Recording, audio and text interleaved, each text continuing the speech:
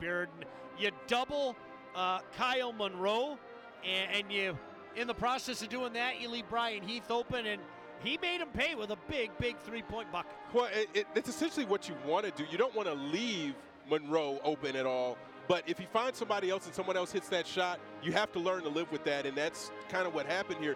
I think it was more the offense and not being able to score down the stretch that it was. Is you didn't have anything flowing. If you didn't get anything from Key, there was nobody else who was knocking down shots, and what do you do in those cases? Yeah, no doubt about it. Well, as we said, the Warriors had a first-half lead. Let's take a look at the highlights, and we'll start in the first half. But we called number 30, didn't we? Yeah, both teams got off to a good start. And yeah, that's a good place to start is Monroe. Again, a game-high 34 points, 9 of 17 from the field, 16 of those from the free throw line, 16 to 17, and he got going from everywhere. I mean, just dribble drive, get a foot in the paint, just put that puppy up on the glass. And those first couple got to go for him. And he got into a little bit of a rut, and Chuck Key got going right around the same time. Key finished with 25 points, tying his career high. He added 6 rebounds and 4 assists. But he was the catalyst. He was the offensive go-to guy, and there really wasn't a second good option to go along with Key as he's making the three-point play there. And you heard Coach Greer mention they did everything they could to take Key away, and unfortunately for the Warriors, nobody could step up in his absence. Yeah, that was Spencer. He had 12 points and a career-high 13 rebounds. And then you got the 3 there from Booth. He got to 1,000 points, and then he hit that second 3 in the first half, but he never really got the engine going either.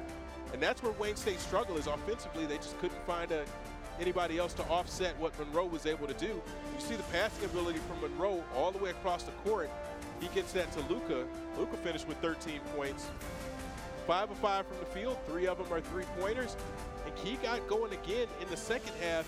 Even though they started to double him a little bit more, he found different answers for it.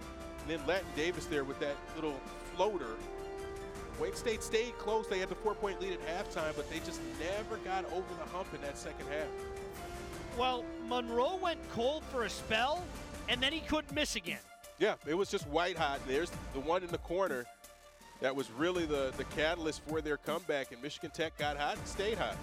Well, there are your numbers, and of course the free throw discrepancy because the Warriors started to foul quite a bit. But you know what? Props. Coach Greer said it. This is a team that struggled a little bit this year, this Husky team, but they came in here and they really did gut out this victory here today. Right. It was a 4-point deficit at halftime, and then they didn't go away when things got tough. They just kept scratching at their offense, and when Monroe got back on, they just all jumped on his back, and he was able to carry him. And even when he wasn't scoring, he was able to make the right passes and make the right reads on the right plays to get them an important W tonight. Well, always a pleasure to work with you, buddy. Always. Let's do it again Saturday. Did you hear that? No, listen, thank you, most importantly to you for watching us, to the great CN 900 crew, Mike Bratta, of course, our statistician, Joe Abramson, our sideline reporter. For my partner, Rod Beard, I'm Sean Belegian saying good night from Midtown Detroit, where Michigan Tech came in and knocked off your Warriors by a score of 76-66. We'll talk again Saturday right here from Midtown Detroit. In the meantime, good night from the campus of Wayne State University.